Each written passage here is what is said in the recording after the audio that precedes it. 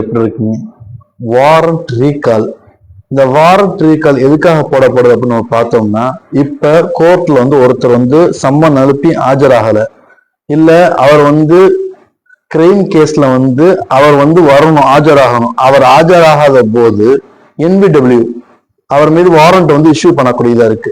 அப்ப இந்த warrant issue பண்ணக்கூடிய சமயத்துல அவர் என்ன பண்ணலாம், advance petition, humble surrender petition, அப்புறம் வாரண்ட் ரீகால் அப்படிங்கிறத, அதாவது பிஎன்எஸ்எஸ்ல 72 சப்கிளாஸ் 2 படி, அதாவது அவங்க நான் முன்னாடி இந்த காரணத்துல என்ன வர முடியல இந்த ஹியரிங் அப்படின்னு சொல்லி அது தகுந்த காரணங்களை வைத்து வாரண்ட் ரீகால் பண்ணக்கூடிய சமயத்துல அவர் மீது போடப்பட்டிருக்கூடிய என்பிடபிள்யூ, அதாவது அரெஸ்ட் வாரண்ட்டை எடுக்கக்கூடியதா இருக்கு.